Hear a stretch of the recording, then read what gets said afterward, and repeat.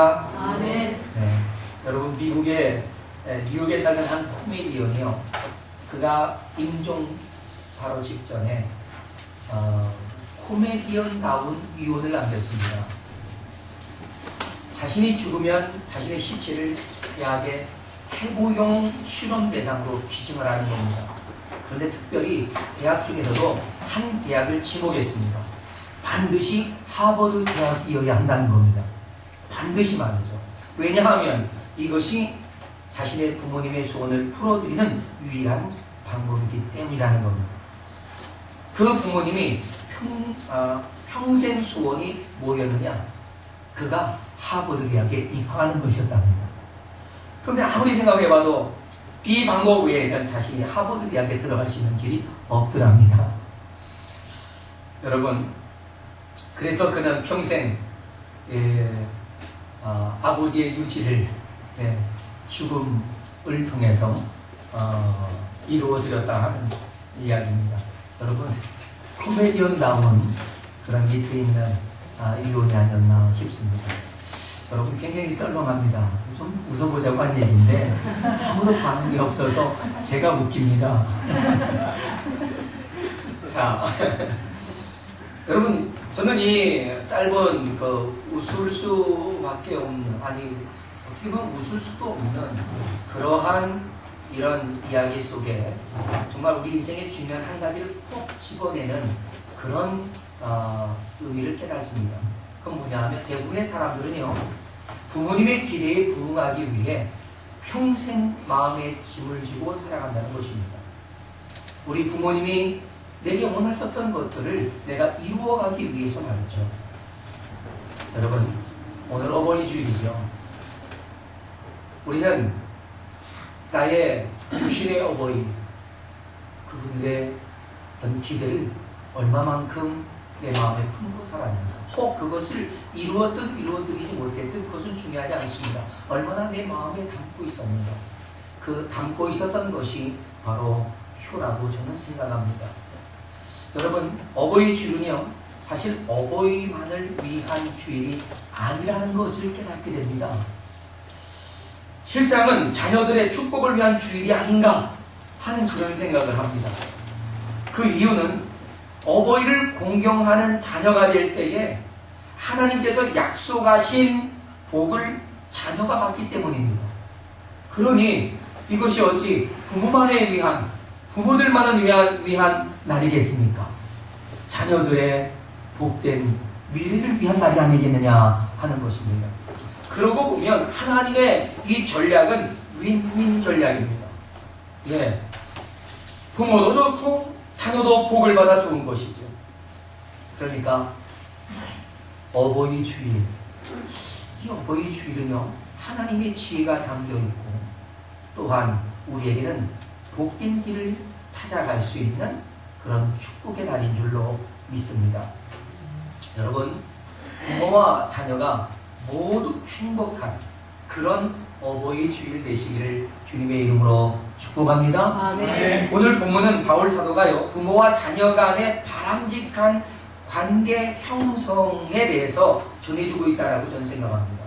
근데 그 관계 형성이 바로 우리를 구원하신 예수 그리스도를 중심으로 이루어져야 한다라고 하는 것이 바울이 전하고 있는 메시지의 전제입니다. 네, 그래서 1절로 3절에서는 그리스도 안에 살아가는 부모를 섬기는 자녀들이 행할 덕을 말합니다. 다시 한번 말씀드립니다. 그리스도 안에서 살아가고 있는 부모들을 섬기는 자녀들의 덕. 4절은 그리스도 안에서 자녀들에 대한 부모의 덕을 말하는 것입니다. 자, 그렇다면 먼저 부모님께 대한 자녀들의 첫 번째 덕은 무엇일까요? 그것은 주 안에서 너희 부모에게 순종하라 하는 것입니다.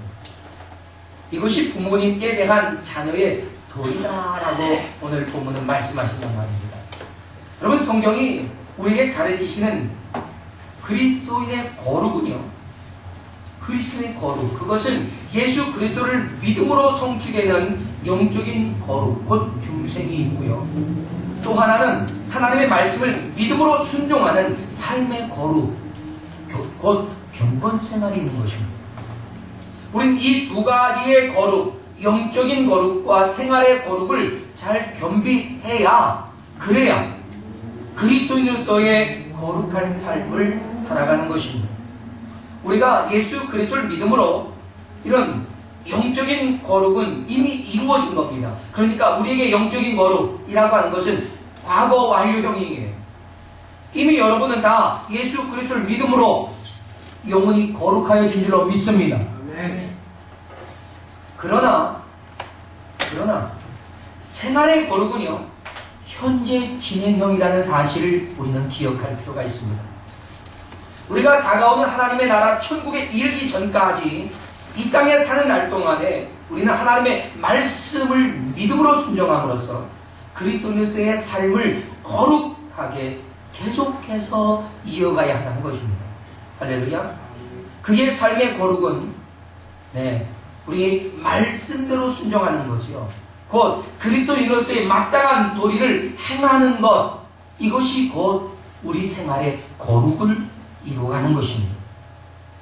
우리 그리스도인으로서의 마땅한 도리, 그것은 분명 단연 사랑일 것입니다.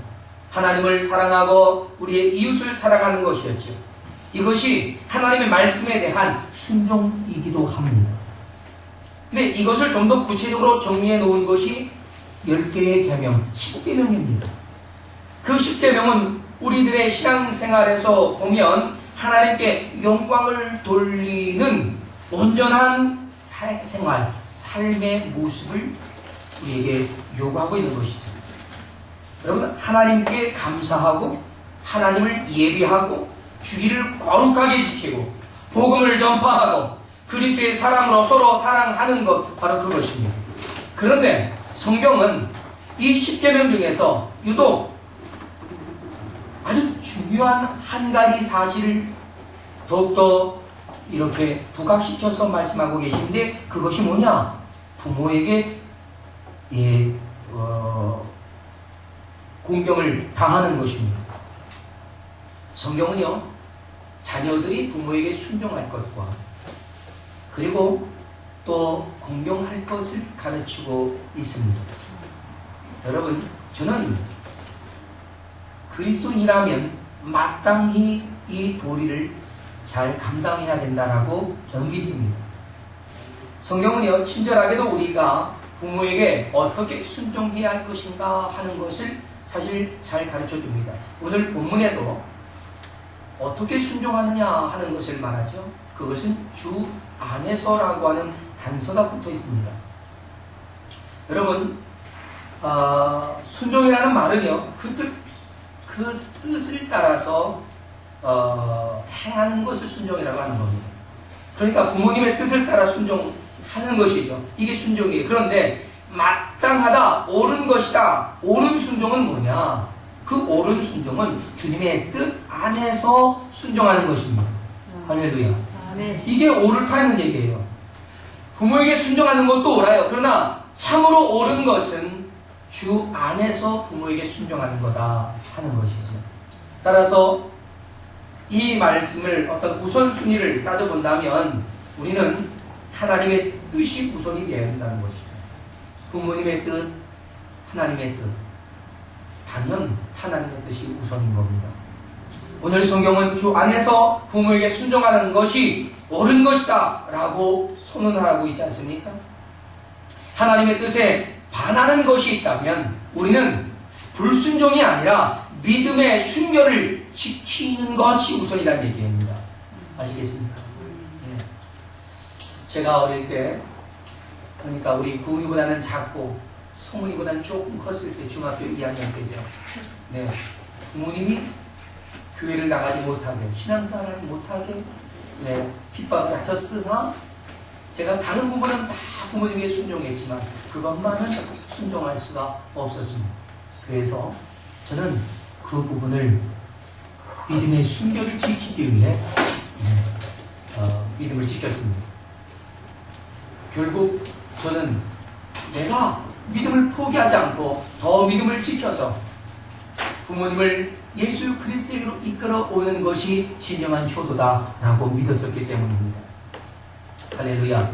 네. 그러니 여러분, 우리가 주 안에서 우리 하나님 아버지께서 허락하신 부모에게 순종하는 것임을 우리가 기억할 수 있길 바랍니다.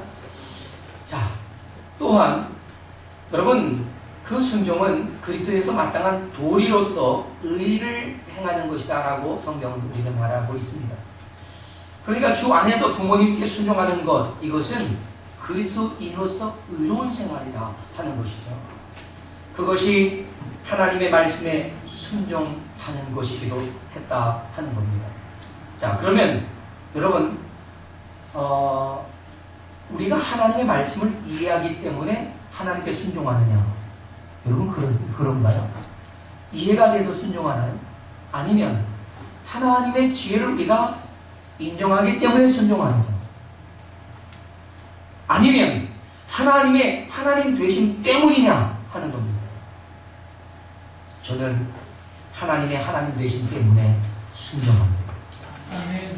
하나님의 말씀이 이해가 되거나 하나님의 지혜의 가치가 뛰어나다라고 하는 이유 때문이 아니라 하나님이시기 때문에 나의 생명도 내놓으라면 내놓을 수밖에 없는 그러한 순종을 주님 앞에 보여드리기를 원합니다. 여러분, 우리에겐 평화의 기도로 잘 알려진 성 프란시스, 여러분 기억하시죠? 어느 날 그 성 프란시스가 있던 수도원에 두 청년이 찾아온 거예요. 그리고는 선생님, 저도 이곳에서 수도하고 싶습니다. 그리고 열심히 선생님에게 배우고 싶습니다. 그 열정이 아주 대단했어요. 그래서 프란시스가 그들에게 숙제를 하나 줍니다. 그래요? 그러면 제가 여러분에게 숙제를 하나 주겠습니다. 저기 밭에 보면 배추가 있는데 저 배추를 거꾸로 심고 오십시오 라고 했어요.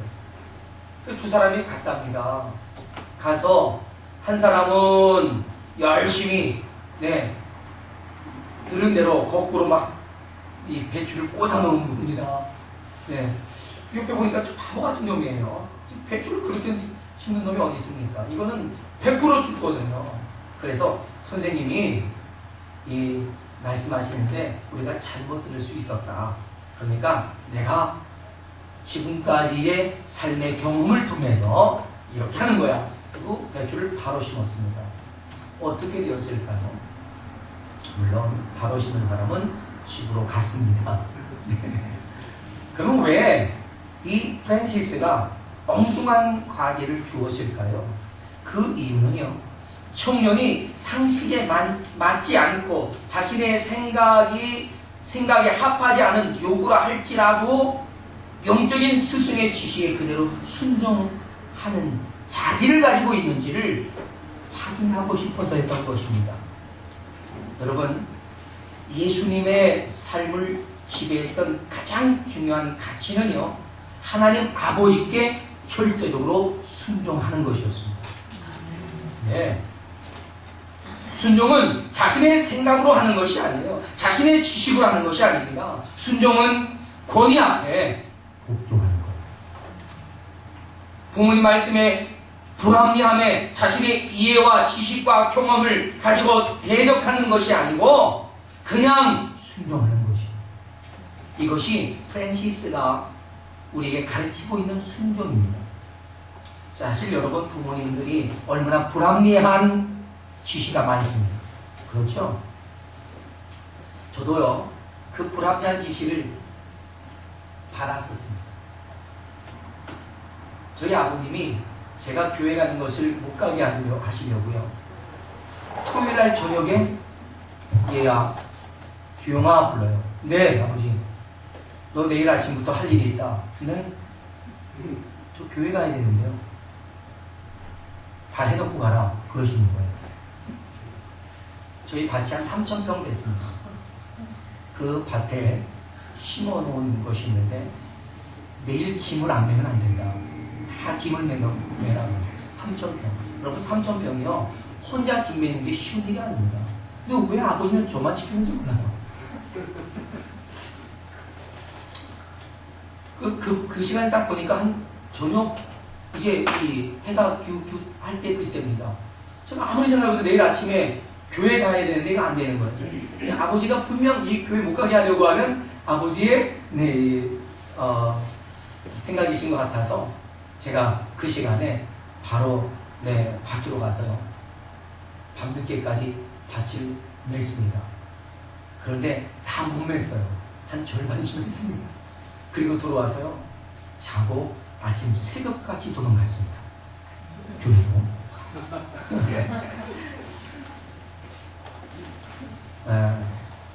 제가 순종했습니까? 안 했습니까? 했습니다. 다는 못 매지. 그거요. 혼자 하루에 3,000병 다 못 맵니다. 여러분 매봐서 아시죠? 네. 불합리하지만 아버지 말씀이기 때문에 따르는 겁니다. 네. 여러분, 우리는 자녀이기 때문에 부모님의 권위 앞에 순종하는 것, 그것이 자녀된 도리라는 것입니다. 여러분, 어떻게 동의할 수 있습니까? 동의 못하네요. 네. 불합리한 것은 도저히 안 된다, 이런 얘기 같아요. 그러나 성경은 그것이 옳은 거다 라고 말합니다. 자, 자녀가 부모에게 순종하는 것은요, 자녀된 도리이고 하나님의 명령에 순종하는 것이에요. 네. 사도 바울은 자녀된 도리인 순종을 말하고, 그리고 이어서 축복이 약속된 말씀을 우리에게 덧붙여 말합니다. 그것이 뭡니까? 그것은 부모님께 대한 공경입니다. 부모님을 대하는 자녀들의 아름다운 이 두 번째 덕이 바로 이것입니다. 부모님을 공경하는 것. 여러분, 10계명에서 제5계명은요, 오늘 본문에 그대로 인용되고 있는데, 이 계명은 유일하게 하나님의 축복이 보장된 계명이었습니다. 하나님은 이 10계명을 하나님의 백성들에게 주시면서 하나님의 뜻을 따라서 거룩한 삶을 살아주기를 원했단 말입니다. 그러니까 너희가 내 자녀고 내 백성이니까 내 뜻대로 행하기를 원한다 라고 해서 주신 겁니다. 그러니까 이 10계명은 하나님의 백성의 온전함을 위해서 주신 것이기 때문에 10가지 모두 다 우리는 반드시 지켜야만 하는 것입니다. 그래서 10계명에는 하나님을 사랑하고 경외하고 거룩하게 섬기는 것과, 또한 하나님께서 우리가 이 땅에서 함께 살게 하신 이웃을 우리의 몸처럼 사랑하라고 명령하신 것이었습니다. 근데 그 중에 이 5번째 계명은요, 내 부모를 공경하라. 그리하면 내 하나님 여호와가 내게 준 땅에서 내 생명이 기니라 그랬습니다. 여러분, 10계명을 보면요, 10계명엔 해라라고 하는 것이 딱 2가지가 나옵니다. 그 뭐냐 하면 안식일을 거룩하게 지켜라 하는 것과 내 부모를 공경하라 라고 하는 것입니다. 이것을 우리가 행함으로 하나님은 우리에게 복을 주고 계셨던 것이죠. 여러분, 제5계명에는요, 사실 순종에 관한 말씀은 나오지 않습니다. 그러나 바울은 에베소서 6장 1절로 2절에서 부모에 대한 자녀들의 순종이 자녀의 마땅한 도림을 강조하고, 이에 덧붙여서 부모에 대한 공경을 복받는 하나님의 약속이 있는 계명이다라고 강조합니다. 그러면 바울이 없는 것을 만들어낸 것이냐? 아닙니다. 부모를 공경하는 것은요, 부모님께 마땅히 순종해야 할 것을 포함하고 있는 것입니다. 그래서 바울은 부모를 공경하는 것을 좀 더 구체적으로 해석해서 우리에게 가르쳐 준 것이죠. 그럼 부모님에게 순종하는 것이요, 우리가 소극적인 효도라고 본다면 부모님을 공경하는 것은 매우 적극적인 효도라고 우리는 이해할 수 있습니다. 여러분, 순종은 말씀대로 따라가는 거예요. 그죠? 말씀대로 따라가는 거. 그러니까 따라가는 거니까 이게 좀 수동적이고 소극적일 수 있습니다. 하지만 공경은 뭡니까? 부모를 기쁘시게 하기 위해 자발적으로 행하는 것입니다. 그러니까 적극적일 수도 있고, 그러니까 더욱더 우리에게는 어떤 이 자발적 어떤 행동으로 나가야 한다 하는 것입니다. 공경이라고 하는 단어가 구약과 신약에서 약간의 차이가 있습니다. 근데 구약에서는 히브리어로는 카바드라고 하는 단어를 썼는데 이 단어는요, 공경이라고 하는 이 단어는 명예롭다, 영광스럽다라고 하는 그런 의미를 가지고 있습니다. 네. 그런데 헬라어의 공경이라고 하는 단어는 여러분 티마오라고 하는 단어를 썼는데 이거는 존경합니다, 경외합니다, 예배합니다 이런 뜻이에요. 그러니까 구약보다는 신약이 좀 더 그 의미를 무겁게 가지고 있습니다. 그래서 이 구약과 신약의 이 공경이라고 하는 단어들을 한번 쭉 찾아봤습니다. 그랬더니 그 의미를 조합해 보니까 자녀에게 부모님은 자랑스러운 분이어야 한다는 겁니다. 부모가 자랑스러운 어떤 것을 가지고 있기 때문이 아니라 부모이기 때문에 자녀는 부모를 자랑스러워해야 한다라고 하는 것입니다. 그래서 존경하고 두려움을 가지고 부모를 대해야 한다 하는 것이죠. 여러분, 부모님을 너무 쉽게 생각하거나 가볍게 여겨서는 안 됩니다. 사실 우리 동방예의지국인 우리나라는요, 얼마나 이 예절이 엄격합니까? 밥상에서도 부모님이 숟가락을 들기 전에 숟가락을 드는 사람이 없습니다. 부모님이 숟가락을 내리기 전에 숟가락을 내려놓는 자녀도 없었습니다. 그렇죠? 만일 그러다가는 은수저로 머리를 맞고 별이 몇 개 보입니다. 네. 굉장히 험했습니다. 여러분, 부모님이 아무리 자신들보다 아는 지식이 없어도 부모님을 무시하는 것은 아주 나쁜 행동입니다. 네. 부모와 자녀와의 관계는 지적인 수준의 높낮이에 의한 관계가 아니에요. 부모와 자녀는요, 생명적인 관계입니다. 마치 부모와 자녀는 하나님과 성도의 관계로 이해될 수도 있을 만한 그런 관계입니다. 그래서 하나님은 내 부모를 공경하라고 하셨고, 부모를 공경하는 자에겐 하나님이 축복을 약속하고 계셨던 것이 아닌가 싶습니다.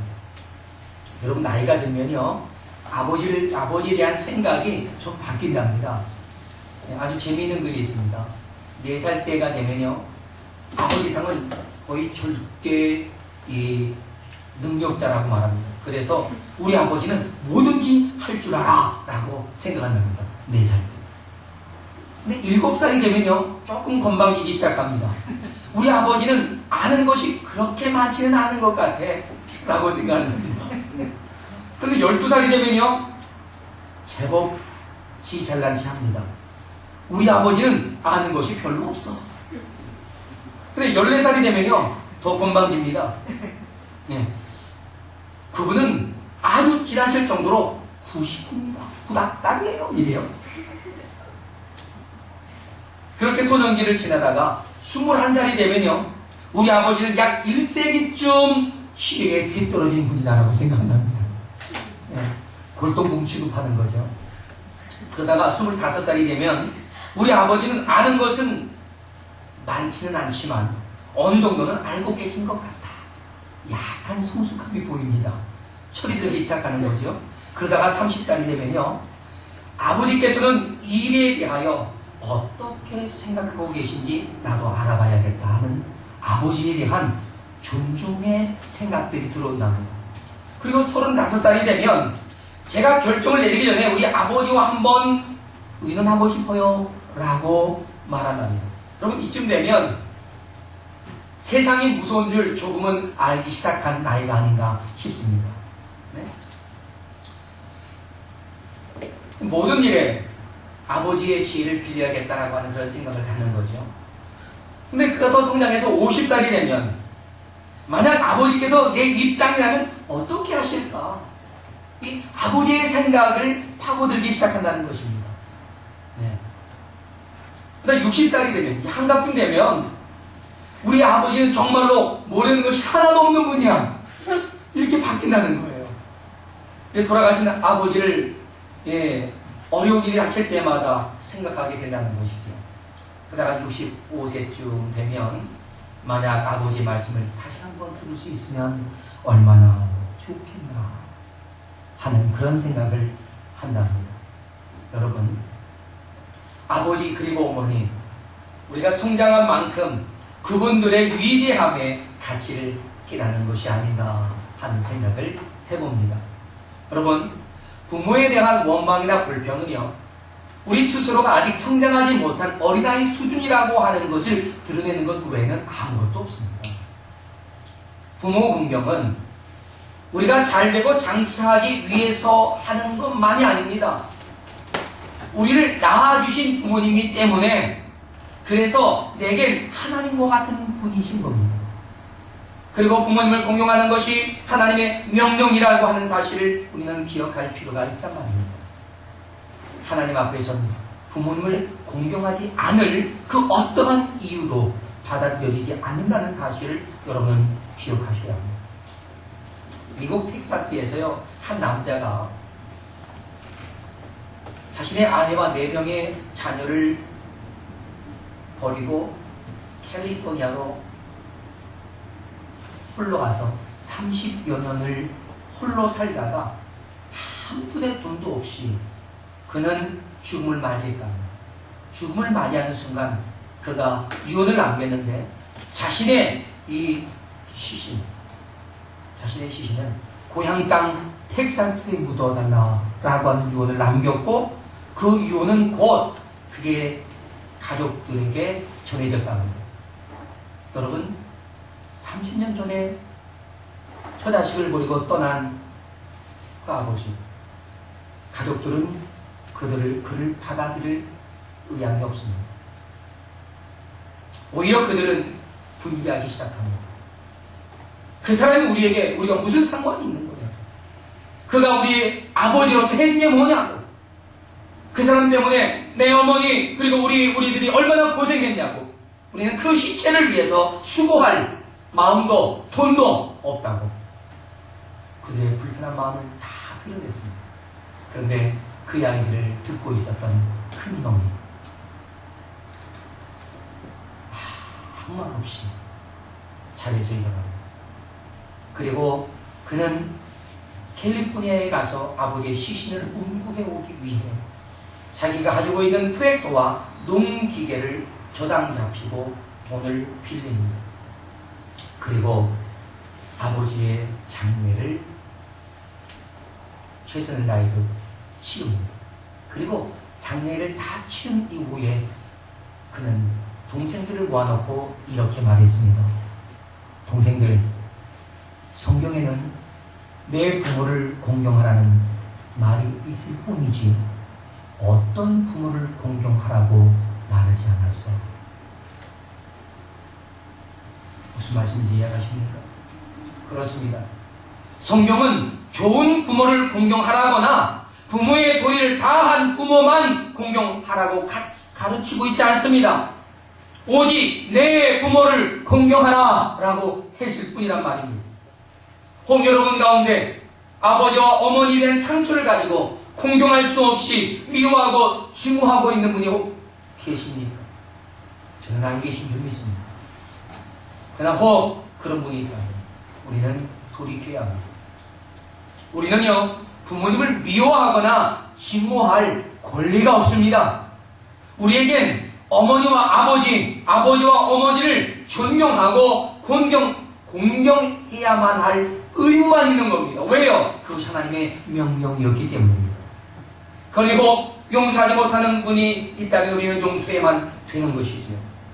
용서하는 것이 사실 우리 스스로를 위한 것임을 우리는 알아야 합니다.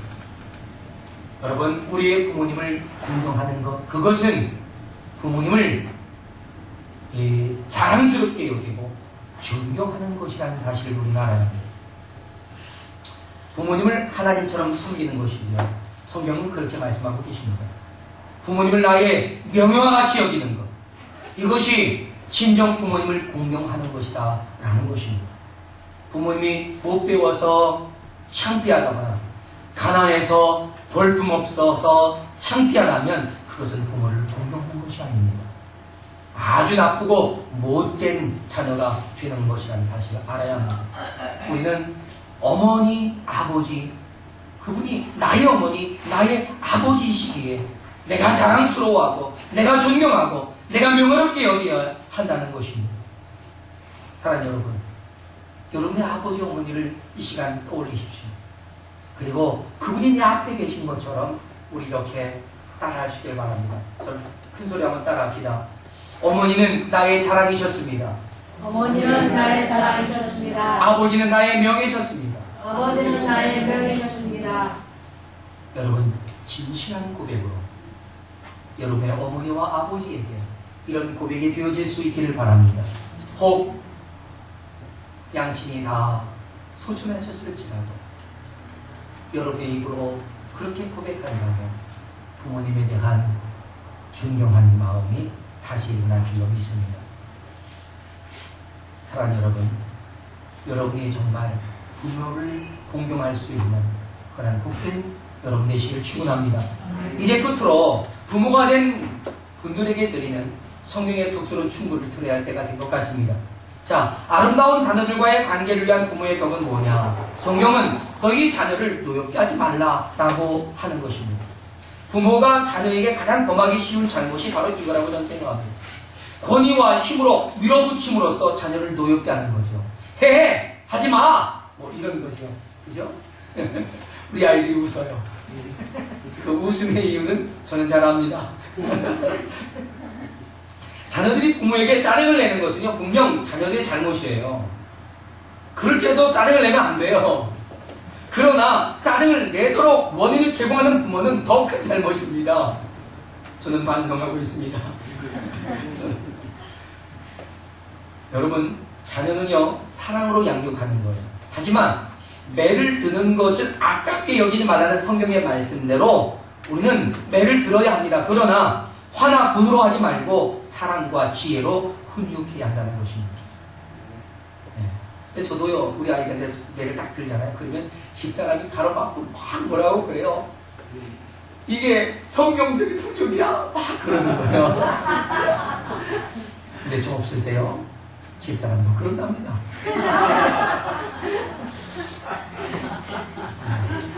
어쨌든 자녀를 노엽게 하는 거 여러분이 반성해야 합니다. 우리 어버이 되신 여러분, 우리 반성합시다. 네.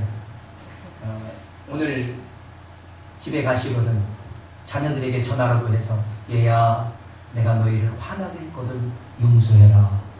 내가 너희를 키우면서 너희를 노엽게 했거든 용서해라. 이 시간 궁이 성리로 아버지를 용서해라. 해내야지. 여러분, 자녀는 부모의 깊은 사랑을 먹고 자라는 겁니다. 사랑을 받지 못한 자녀는요, 불행의 불씨가 되곤 한다는 사실을 우리는 알아야 합니다. 자녀를 노엽게 하지 말라는 것은요, 자녀에게 부당하게 행하지 말라는 겁니다. 자녀에게 사랑을 줘야지 사랑을 주지 않는 일이 있어서는 안 되겠다, 이런 일입니다. 만일 이런 일이 계속되어서 부당하게 행하고 또한 사랑을 주지 않고 거칠게만 행한다면 결국 그 가정은 행복이 파괴되고 그 파괴된 가정에서 자란 아이는 사회적인 문제와 불행을 가져올 수 있다는 것입니다. 여러분, 오스왈드라고 하는 사람의 이름을 기억하십니까? 그는 불행한 가정이 낳은 희생양이었습니다. 그의 어머니는 2번이나 결혼에 실패했고 그리고 2번째 남편으로부터 심하게 구타를, 그래서 육체적으로 정신적으로 많은 상처를 입었는데 그가 13살이 될 때에 3번째 남편을 맞이했답니다. 그러나 그 관계도 오래가지 못하고 결국 이혼하고 말았답니다. 세 남자로부터 배신과 큰 상처만 받은 그 어머니는 이 오스왈드에게 가르치기를, 얘야, 너는 사람을 믿거나 사랑해서는 안 된다 라고 가르쳤답니다. 그리고 그녀는 그 자식 오스왈드도 사랑하지 않았습니다. 그러니까 오스왈드는 그의 부모에게 사랑을 받은 적이 없는 겁니다. 사랑을 받아야 할 시기에 그는 홀로 지냈단 말입니다. 처음에는 그냥 그렇게 지낼 수 있었답니다. 그러다가 시간이 지나면서 사람들로부터, 무리들로부터 이탈하기 시작했답니다. 부정적인 성향이 자꾸만 자라나더랍니다. 그래서 그는 사람에게 대해 공격적인 성격을 가지게 됐고 급기야 고등학교 중퇴를 하게 됩니다. 그는 해병대에 입대했지만 그것에서도 적응하지 못하고 불명예 제대를 할 수밖에 없었답니다. 그 후에 그는 유럽으로 건너가서 정치에 불명예 한 여인과 결혼해서 다시 미국으로 돌아와서 산답니다. 하지만 생계가 너무나 어려웠답니다. 그의 아내는 끊임없이 그에게 돈 타령을 했고 화를 냈답니다. 어느 날 그 아내는 차라리 집에서 나가버리라고 그를 떠밀어 버렸답니다. 쫓겨난 거죠. 그는 밤새도록 술을 마시고 어찌된 일인지 새벽녘에 몇 푼 돈을 가지고 아내에게 와서 통사정하듯이 말한답니다. 여보, 이거 얼마 안 되지만 당신이 사고 싶은 거 사세요. 그리고 나를 용서해줘. 내가 당신을 사랑하듯이 당신도 나를 사랑해 줄 믿어. 그러나 아내는요, 그 사랑의 호소에도 불구하고 화를 버럭 내면서 손에 쥐어진 몇 푼 안 되는 돈을 집어 던졌답니다. 이런 아내의 행동에 그는 절망감에 휩싸였고 그만 밖으로 뛰쳐나갔답니다. 그리고 그가 숨겨뒀던 총을 꺼내고 얼마 전 취직했던 그 회사의 건물 옥상으로 올라가서 누군가를 기다리고 있었답니다. 그가 기다리고 있었던 사람은 다름 아닌 존 F 케네디였습니다. 1963년 11월 22일 시계바늘이 중호를 넘어가는 순간 탕 하는 총성이 들렸습니다. 그리고 존 F 케네디는 비명합니다. 이 세상에 태어나서 한 번도 사랑을 받지 못한 이 한 사람의 비관적인 행동이 엄청난 비극을 저질러 냈다라고 하는 것입니다.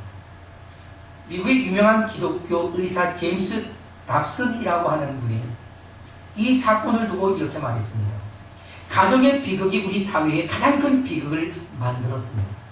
어머니로부터 사랑받지 못한 아들이 저지른 역사적인 비극의 현장이었다라고 말했습니다. 여러분, 이 세계의 비극은 한 불행한 가정에서 그 불씨를 키워왔다라고 하는 것입니다. 그 불행한 가정은 자녀에게 있지 않았습니다. 부모에게 있었습니다. 그 부모의 잘못된 결정, 잘못된 판단, 부당한 그러한 자녀들에 대한 행위가 결국 그 자녀들을 폭력적으로 만들어내었다는 사실입니다. 결국 그들은 그 자녀들 노여움을 어떻게 풀었습니까? 폭력으로 풀었단 말입니다. 세상에서 가장 어려운 것이 저는 부모 노릇이라고 생각합니다. 정말 부모 노릇하는 게 얼마나 힘들고 어려운지 몰라요.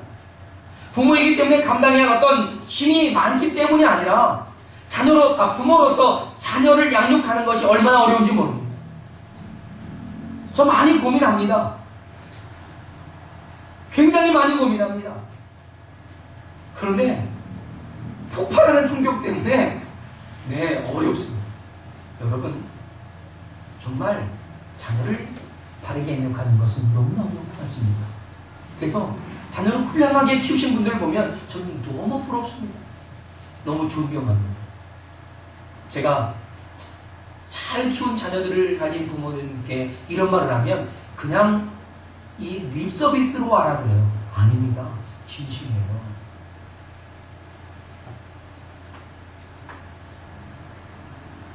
여러분, 좋은 부모가 되어진다면 저는 좋은 자녀들을 통해서 존경받고 공경받는 부모가 될 수 있다고 생각합니다.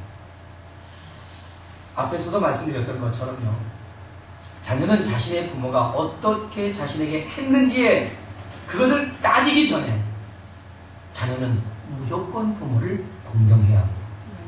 그것이 옳은 것이다 라고 말합니다.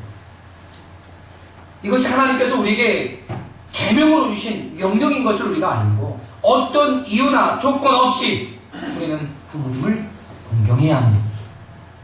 어찌 보면 억지로 보이죠? 억지 맞습니다. 억지예요. 그러나 억지이기 때문에 하나님은 축복의 약속까지 해줘 가면서 특별한 계명으로 우리에게 명령하셨습니다. 사랑하는 여러분, 우리들의 부모님의 크고 작은 실수와 허물을 무조건 용서합시다.